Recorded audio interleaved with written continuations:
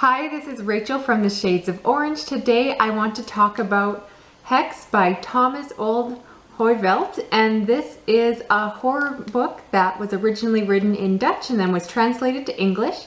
This is all about a witch who wanders around this small town for the last several hundred years. She has these freaky supernatural abilities where she can potentially cause someone to commit suicide or kill other people, and so in order to deal with this, the town has sewn her eyes and mouth shut, but she still continues to wander around this town.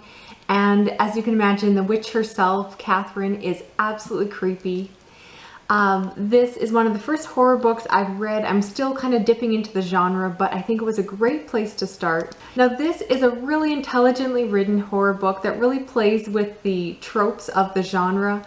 One thing I really appreciated is that it's a really modern setting, and the fact that there are numerous references to the internet and vlogging and GoPros. There's just the inclusion of modern technology, which I thought was really refreshing, because a lot of the horror that I've read and watched, I feel like the electricity always goes out, no one's phone ever works.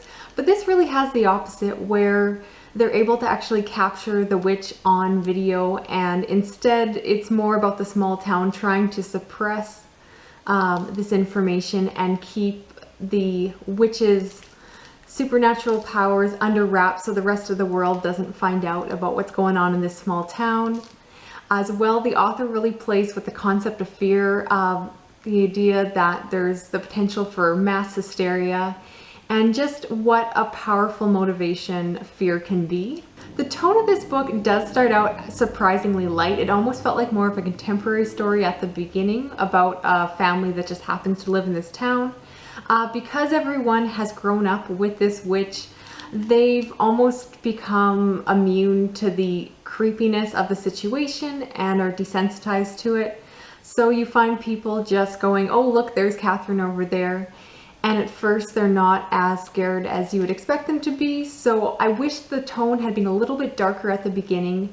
And personally, I did find that caused the pacing to be a little bit slow. I wanted to be terrified right from the start, but I felt like the tone coming from people's reaction in the book definitely influenced my own reaction. However, that does change. The book really does pick up and intensify in the second half of the book. It got incredibly dark, incredibly creepy. There's definitely some violent and very disturbing scenes. If you do not like difficult, dark content, this may not be a book for you. It really is a horror book. It just takes a while to kind of get that rolling.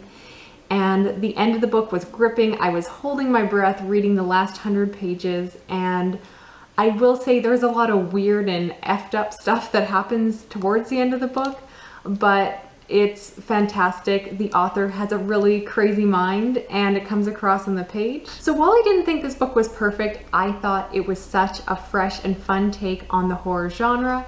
I definitely look forward to reading whatever else gets translated by this Dutch author. And I just would definitely recommend this if you are a fan of horror or looking to get into the genre. This is a great place to go. I thought it was a lot of fun and just a really legitimately creepy story. Those are all my thoughts. If you've read it, please let me know what you thought of it down below. If you haven't, please leave any comments or questions. Talk to you again soon. Okay, bye.